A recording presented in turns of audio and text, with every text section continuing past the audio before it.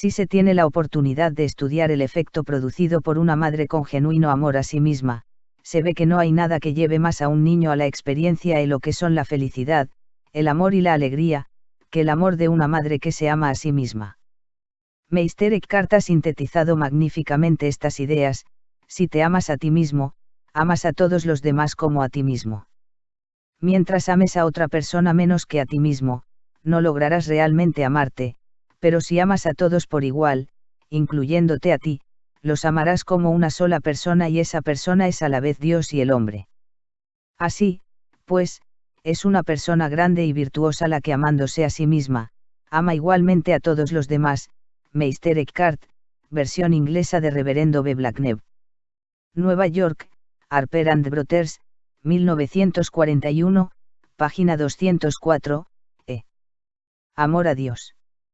Dijimos antes que la base de nuestra necesidad de amar está en la experiencia de separatidad y la necesidad resultante de superar la angustia de la separatidad por medio de la experiencia de la unión. La forma religiosa del amor, lo que se denomina amor a Dios, es, desde el punto de vista psicológico, de índole similar. Surge de la necesidad de superar la separatidad y lograr la unión.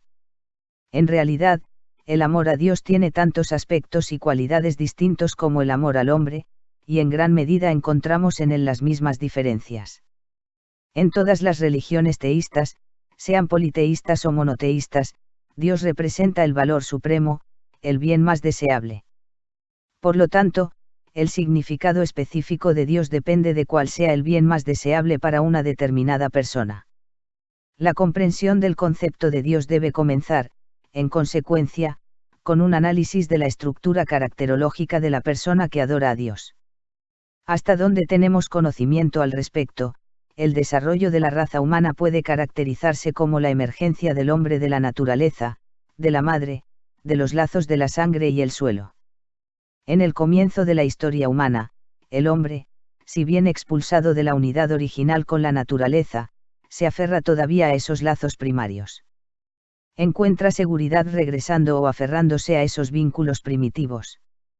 Siéntese identificado todavía con el mundo de los animales y de los árboles, y trata de lograr la unidad formando parte del reino natural. Muchas religiones primitivas son manifestaciones de esa etapa evolutiva. Un animal se transforma en un tótem, se utilizan máscaras de animales en los actos religiosos o en la guerra, se adora a un animal como Dios. En una etapa posterior de evolución, cuando la habilidad humana se ha desarrollado hasta alcanzar la del artesano o el artista, cuando el hombre no depende ya exclusivamente de los dones de la naturaleza, la fruta que encuentra y el animal que mata, el hombre transforma el producto de su propia mano en un dios. Es esa la etapa de la adoración de ídolos hechos de arcilla, plata u oro. El hombre proyecta sus poderes y habilidades propios en las cosas que hace, y así, a distancia, adora sus proezas, sus posesiones. En una etapa ulterior, el hombre da a sus dioses la forma de seres humanos. Parece que eso solo puede ocurrir cuando el hombre se ha tornado más consciente de sí mismo, y cuando ha descubierto al hombre como la cosa más elevada y digna en el mundo. En esa fase de adoración de un dios antropomórfico, encontramos una evolución de dos dimensiones. Una se refiere a la naturaleza femenina o masculina de los dioses, la otra al grado de madurez alcanzada por el hombre, grado que determina la naturaleza de sus dioses y la naturaleza de su amor a ellos. Hablemos en primer término del paso desde las religiones matriarcales a las patriarcales. De acuerdo con los notables y decisivos descubrimientos de Bachofen y Morgan a mediados del siglo pasado, y a pesar de que la mayoría de los círculos académicos rechazó esos hallazgos, no parecen existir dudas acerca de la existencia de una fase matriarcal de la religión, anterior a la patriarcal, por lo menos en muchas culturas. En la fase matriarcal, el ser superior es la madre. Es la diosa, y asimismo la autoridad en la familia y la sociedad. Para comprender la esencia de la religión matriarcal basta recordar lo dicho sobre la esencia del amor materno. El amor de la madre es incondicional, y también es omniprotector y envolvente, como es incondicional, tampoco puede controlarse o adquirirse. Su presencia da a la persona amada una sensación de dicha, su ausencia produce un sentimiento de abandono y profunda desesperación. puesto que la madre ama a sus hijos porque son sus hijos, y no porque sean, buenos, obedientes, o cumplan sus deseos y órdenes, el amor materno se basa en la igualdad. Todos los hombres son iguales, porque son todos hijos de una madre, porque todos son hijos de la madre tierra. La etapa siguiente de la evolución humana, la única que conocemos plenamente y a cuyo respecto no tenemos necesidad de confiar en inferencias y reconstrucciones, es la fase patriarcal. En ella, la madre pierde su posición suprema y el padre se convierte en el ser supremo, tanto en la religión como en la sociedad. La naturaleza del amor del padre le hace tener exigencias, establecer principios y leyes, y a que su amor al hijo dependa de la obediencia de éste a sus demandas. Prefiere al hijo que más se le asemeja, al más obediente y capacitado para sucederle, como heredero de todas sus posesiones. El desarrollo de la sociedad patriarcal es paralelo al de la propiedad privada. Como consecuencia, la sociedad patriarcal es jerárquica, la igualdad de los hermanos se transforma en competencia y lucha mutua. Sea que consideremos las culturas india, egipcia o griega, o las religiones judeocristiana o islámica, nos encontramos en medio de un mundo patriarcal, con dioses masculinos, sobre los que reina un dios principal, o donde todos los dioses han sido eliminados menos uno, el Dios. Sin embargo, puesto que es imposible arrancar del corazón humano el anhelo de amor materno, no es sorprendente que la figura de la madre amante no se haya podido expulsar totalmente del panteón. En la religión judía, los aspectos maternos de Dios vuelven a introducirse, en especial en las diversas corrientes místicas. En la religión católica, la Iglesia y la Virgen simbolizan a la madre. Ni siquiera en el protestantismo permanece oculta. Lutero estableció como principio fundamental que nada de lo que el hombre hace puede procurarle el amor de Dios. El amor de Dios es gracia, la actitud religiosa consiste en tener fe en esa gracia, y hacerse pequeño y desvalido. Las buenas obras no pueden influir sobre Dios, o hacer que Dios nos ame, como postulan las doctrinas católicas. Aquí es evidente que la doctrina católica de las buenas obras forma parte del cuadro patriarcal. Es posible alcanzar el amor del Padre mediante la obediencia y el cumplimiento de sus exigencias. La doctrina luterana, en cambio, a pesar de su manifiesto carácter patriarcal, contiene un elemento matriarcal soslayado. El amor de la madre no puede adquirirse, está ahí, o no, todo lo que puedo hacer es tener fe, como dice el salmista, sobre los pechos de mi madre, me hiciste estar confiado, 16, Salmos, 22, 9, y transformarme en una criatura desvalida e impotente. Pero la peculiaridad de la fe de Lutero consiste en que la figura de la madre desapareció del cuadro manifiesto y fue reemplazada por la del padre. En lugar de la certeza de ser amado por la madre, se convierte en rasgo fundamental la intensa duda, el esperar, contra toda esperanza, el amor incondicional del padre. He tenido que examinar la diferencia entre los elementos matriarcales y patriarcales en la religión para mostrar que el carácter del amor a Dios depende de la respectiva gravitación de los aspectos matriarcales y patriarcales en la religión. El aspecto patriarcal me hace amar a Dios como a un padre, supongo que es justo y severo, que castiga y recompensa, y, evidentemente, que me elegirá como hijo favorito, tal como Dios eligió a Abraham Israel, como Isaac eligió a Jacob, como Dios elige a su pueblo favorito. En el aspecto matriarcal de la religión, amo a Dios como a una madre omnímoda. Tengo fe en su amor y sé que pese a cuán pobre e impotente sea, a cuánto haya pecado, me amará y no amará a ninguno de sus otros hijos más que a mí, que me ocurra lo que me ocurriere, me rescatará, me salvará, me perdonará. Innecesario es decir que mi amor a Dios y el amor de Dios a mí son inseparables. Si Dios es un padre, me ama como a un hijo, y yo lo amo como a un padre. Si Dios es una madre, este hecho determina su amor y mi amor. Esa diferencia entre los aspectos maternos y paternos del amor a Dios es, empero, solo uno de los factores que determinan la naturaleza de ese amor. El otro factor es el grado de madurez alcanzado por el individuo y, por lo tanto, en su concepto de Dios y su amor a Dios. Dado que la raza humana evolucionó desde una estructura societal centrada en la madre a una centrada en el padre, es principalmente en el desenvolvimiento de la religión patriarcal donde podemos observar el desarrollo de un amor maduro. Eso es verdad especialmente en lo que atañe a las religiones monoteístas de Occidente. En las religiones indias las figuras maternas han conservado buena parte de su influencia, por ejemplo, en la diosa Kali, en el budismo y en el taoísmo, el concepto de un dios, o de una diosa, carecía de significación esencial, si es que no había sido eliminado por completo. Al comienzo de esa evolución, encontramos un dios despótico, celoso, que considera que el hombre que él ha creado es su propiedad, y que tiene derecho a hacer con él cuanto quiera. Es esa la fase religiosa en la que Dios arroja al hombre del paraíso, para que no coma del árbol del saber y se convierta así en Dios mismo. Es la fase en la que Dios decide destruir la raza humana mediante el diluvio, porque ninguno de sus miembros le gusta, con la excepción de su hijo favorito, Noé. Es la fase en la que Dios le exige a Abraham que mate a su único y amado hijo Isaac, para probar su amor por él con un acto de total obediencia. Pero al mismo tiempo comienza una nueva etapa. Dios hace un pacto con Noé, por el cual le promete no volver a destruir jamás la raza humana, un pacto en el cual él mismo se compromete. No solo está atado por sus promesas, sino por su propio principio de justicia, y sobre esa base Dios debe someterse al pedido de Abraham de no destruir Sodoma si en ella hay por lo menos 10 hombres justos. Pero la evolución va más allá de transformar a Dios, de la figura de un despótico jefe de tribu en un padre amante, en un padre que está sometido al principio que él mismo ha postulado, tiende a que Dios deje de ser la figura de un padre y se convierta en el símbolo de sus principios, los de justicia, verdad y amor. Dios es verdad, Dios es justicia. En ese desarrollo, Dios deja de ser una persona, un hombre, un padre, se convierte en el símbolo del principio de unidad subyacente a la multiplicidad de los fenómenos, de la visión de la flor que crecerá de la semilla espiritual que alberga el hombre en su interior. Dios no puede tener un nombre. Un nombre siempre denota una cosa, o una persona, algo finito.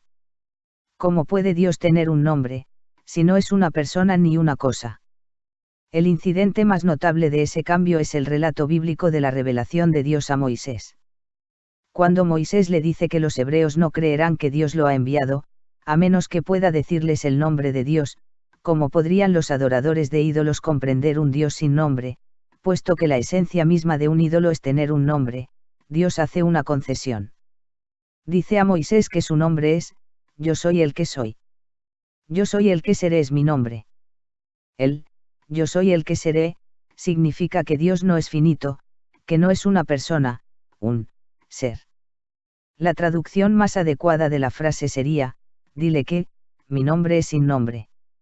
La prohibición de hacer imágenes de Dios, de pronunciar su nombre en vano, y eventualmente, de pronunciar su nombre en absoluto, apunta a la misma finalidad, la de liberar al hombre de la idea de que Dios es un padre, una persona.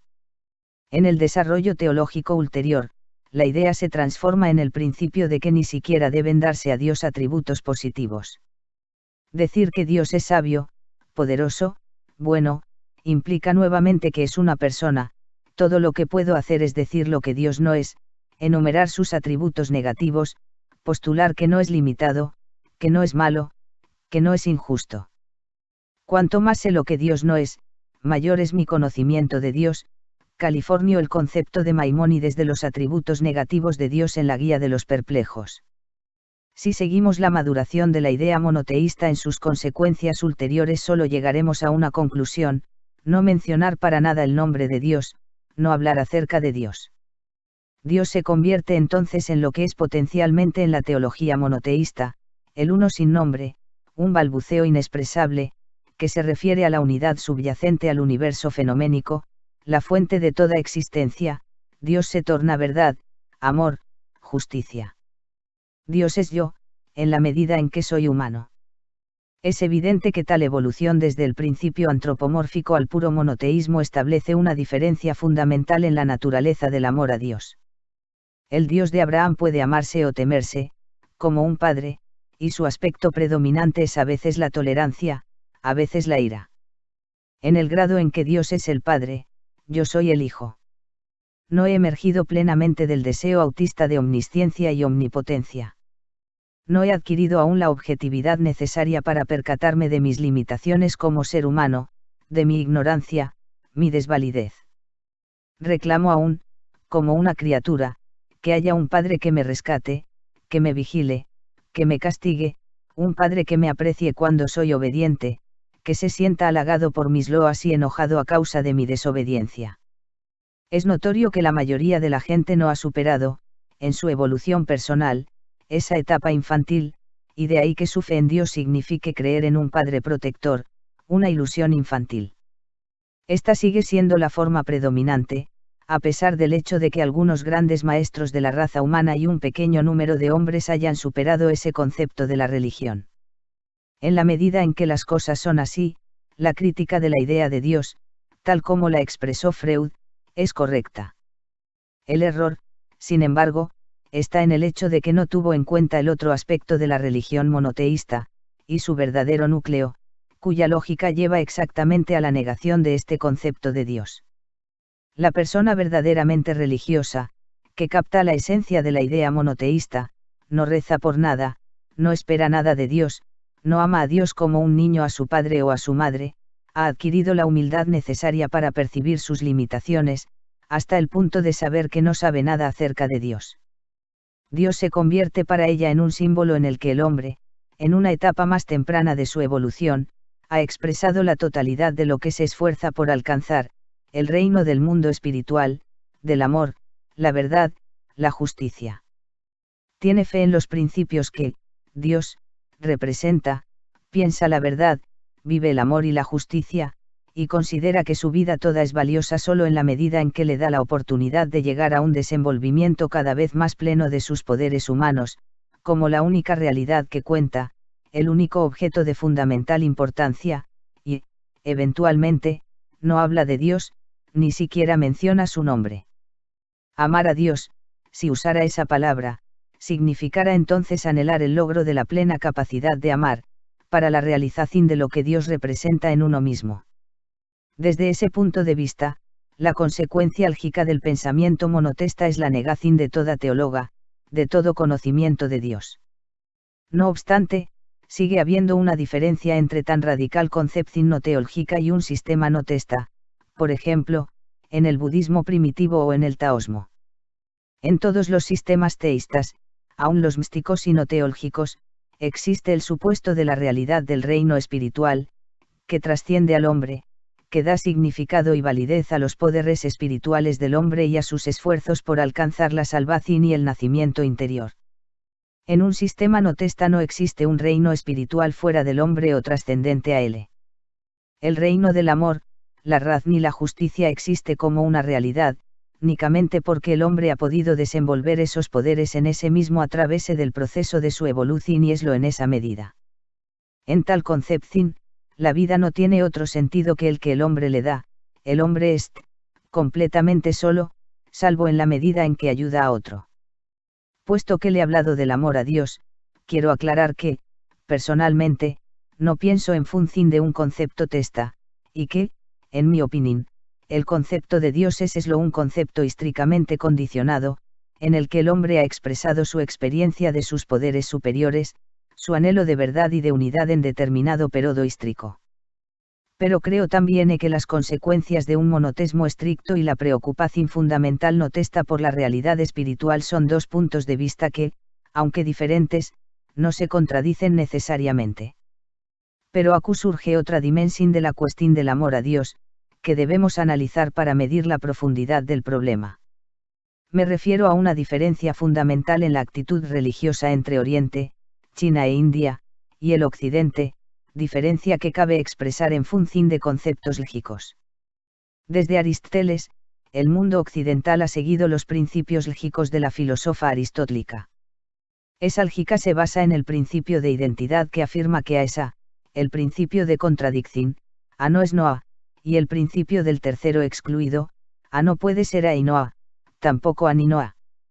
Aristóteles explica claramente su posición en el siguiente pasaje: es imposible que una misma cosa simultáneamente pertenezca y no pertenezca a la misma cosa y en el mismo sentido, sin perjuicio de otras determinaciones que podrán agregarse para enfrentar las objeciones lógicas. Este es, entonces, el M.S. cierto de todos los principios. Aristóteles, Metafísica, libro 3, 1005b, 20. Este axioma de la lógica aristotélica es tan hondamente arraigado en nuestros hábitos de pensamiento que se siente como natural y autoevidente, mientras que, por otra parte, la confirmación de que X es A y no es A parece insensata. Desde luego, la afirmación se refiere al sujeto X en un momento dado, no a X ahora y a XM.S. tarde, o a un aspecto de X frente a otro aspecto. En oposición a la lógica aristotélica, existe la que podríamos llamar lógica paradójica, que supone que A y no A no se excluyen mutuamente como predicados de 10. La lógica paradójica predomina en el pensamiento chino e indio, en la filósofa de Heráclito, y posteriormente, con el nombre de dialéctica, se convirtió en la filósofa de Hegel y de Marx. Lao-Tzu formula claramente el principio general de la lógica paradójica: las palabras que son estrictamente verdaderas parecen ser paradójicas. Lao-Tzu, de Tao Te Ching, The Sacred Box of the East, edición por F. Max Mueller, volumen 39, Londres, Oxford University Press, 1927, p. g. 120. Y Chuan Tzu, lo que es uno es uno. Aquello que es no uno, también es uno.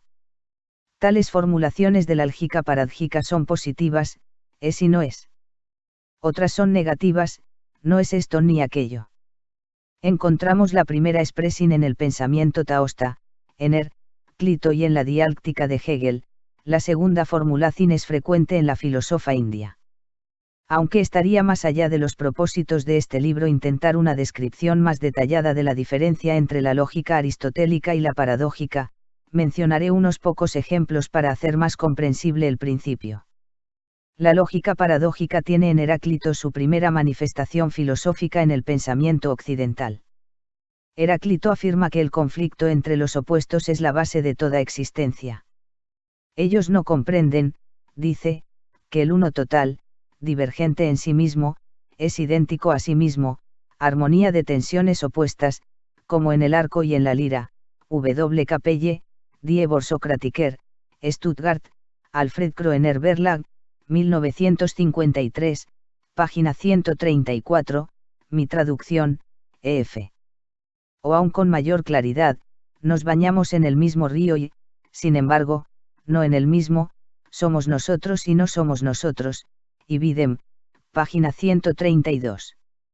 O bien, uno y lo mismo se manifiesta en las cosas como vivo y muerto, despierto y dormido, joven y viejo. Y Bidem, página 133. En la filosofía de Lao Tse la misma idea exprésase en una forma más poética. Un ejemplo característico del pensamiento paradójico taoísta es el siguiente: la gravedad es la raíz de la liviandad, la quietud es la rectora del movimiento. Mueller, Operación Cit, página 69. O bien, el Tao en su curso regular no hace nada y, por lo tanto, no hay nada que no haga, y Bidem, página 79. O bien, mis palabras son muy fáciles de conocer y muy fáciles de practicar, pero no hay nadie en el mundo capaz de conocerlas y practicarlas, y Bidem, página 112. En el pensamiento taoísta, así como en el pensamiento indio y socrático, el nivel más alto al que puede conducirnos el pensamiento es conocer lo que no conocemos, conocer y, no obstante, pensar que no conocemos es el más alto logro, no conocer, y sin embargo pensar que conocemos es una enfermedad, y Bidem, página 113. Que el Dios Supremo no pueda nombrarse no es sino una consecuencia de esa filosofía. La realidad final, lo uno fundamental, no puede encerrarse en palabras o en pensamientos. Como dice Lao Tse, el Tao que puede ser hallado, no es el Tao permanente y estable. El nombre que puede nombrarse no es el nombre permanente y estable, y Bidem, página 47. O, en una formulación distinta, lo miramos y no lo vemos, y lo llamamos el ecuable. Lo escuchamos y no lo oímos, y lo llamamos el inaudible. Tratamos de captarlo, y no logramos hacerlo, y lo nombramos el sutil. Con estas tres cualidades no puede ser sujeto de descripción, y por eso las fundimos y obtenemos el uno, ibidem, página 57. Y aún otra formulación de la misma idea, el que conoce, el Tao, no, necesita, hablar, sobre él, el que está, siempre dispuesto a, hablar sobre él no lo conoce. Ibidem, página 100, la filosofía brahmánica se preocupaba por la relación entre la multiplicidad, de los fenómenos, y la unidad, Brahma. Pero la filosofía paradójica no debe confundirse en la India ni en la China con un punto de vista dualista. La armonía, unidad, consiste en la posición conflictual que la constituye. El pensamiento brahmánico desde el principio giró alrededor de la paradoja de los antagonismos simultáneos, y no obstante identidad de las fuerzas y formas manifiestas del mundo fenoménico. Ora Reverendo Simer, Philosophies of India, Nueva York, Pantheon Box, 1951. El poder esencial en el universo y en el hombre trasciende tanto la esfera conceptual como la sensible. No es, por lo tanto, ni esto ni aquello. Pero, como advierte Simer, no hay antagonismo entre real e irreal en esta realización estrictamente no dualista, ibidem. En su búsqueda de la unidad más allá de la multiplicidad, los pensadores brahmánicos llegaron a la conclusión de que el par de opuestos que se percibe no refleja la naturaleza de las cosas, sino la de la mente percipiente. El pensamiento percipiente debe trascenderse a sí mismo para alcanzar la verdadera realidad. La oposición es una categoría de la mente humana, no un elemento de la realidad. En el Rig Veda, el principio se expresa en la siguiente forma: yo soy los dos, la fuerza vital y el material vital, los dos a la vez. La consecuencia extrema de la idea de que el pensamiento solo puede percibir en contradicciones aparece en forma aún más drástica en la teoría Vedanta, que postula que el pensamiento, a pesar de su fino discernimiento, es, solo un más sutil horizonte de ignorancia, en realidad, el más sutil de todos los engañosos recursos de Maya, ibidem, página 424. La lógica paradójica tiene una significativa relación con el concepto de Dios. En el grado en que Dios representa la realidad esencial, y la mente humana percibe la realidad en contradicciones, no puede hacerse afirmación positiva alguna acerca de Dios. En los Vedas, la idea de un Dios omnisapiente y omnipotente se considera la forma más extrema de ignorancia. Ibidem, página 424. Vemos aquí la conexión con la falta de nombre del Tao, el nombre innominado del Dios que se revela a Moisés, la nada absoluta, de Meister Eckhart. El hombre solo puede conocer la negación, y nunca la posición de la realidad esencial. Mientras tanto, el hombre no puede conocer lo que Dios es, aunque tenga plena conciencia de lo que Dios no es. Así satisfecha con nada, la mente clama el bien supremo. Meister Eckhart, Nueva York, Harper and Brothers, 1941, página 114. Para Meister Eckhart, el divino es una negación de las negaciones, y una negativa de las negativas. Todas las criaturas contienen una negación, una niega que es la otra, ibidem, página 247. Californio también la teología negativa de Maimónides. Es tan solo como una consecuencia ulterior que Dios se convierte para Meister Eckhart en la nada absoluta, tal como la realidad esencial es el En Sof, lo sin fin, para la Cábala.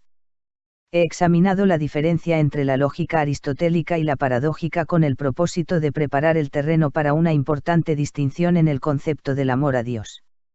Los maestros de la lógica paradójica afirman que el hombre puede percibir la realidad solo en contradicciones, y que su pensamiento es incapaz de captar la realidad unidad esencial, lo uno mismo. Ello trajo como consecuencia que no se aspira como finalidad última a descubrir la respuesta en el pensamiento. Este solo nos dice que no puede darnos la última respuesta. El mundo del pensamiento permanece envuelto en la paradoja.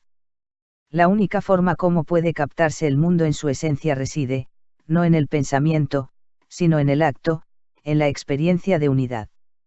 La lógica paradójica llega así a la conclusión de que el amor a Dios no es el conocimiento de Dios mediante el pensamiento, ni el pensamiento del propio amor a Dios, sino el acto de experimentar la unidad con Dios.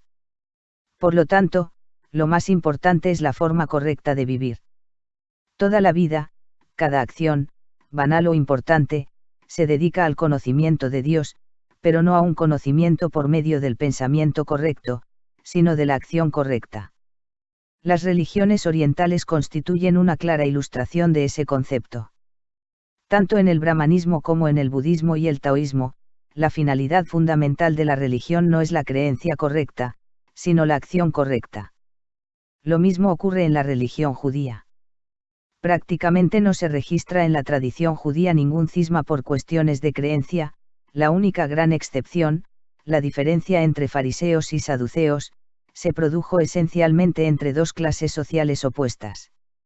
La religión judía asignaba especial importancia, particularmente desde el comienzo de la era cristiana, a la forma correcta de vivir, el halacha, palabra que, en realidad, tiene casi el mismo sentido que el Tao. En la historia moderna, el mismo principio se expresa en el pensamiento de Spinoza, Marx y Freud. En la filosofía de Spinoza, el acento se traslada de la creencia correcta a la conducta correcta en la vida. Marx sostuvo idéntico principio cuando dijo, los filósofos han interpretado el mundo de distintas maneras, la tarea es transformarlo. La lógica paradójica de Freud lo llevó al proceso de la terapia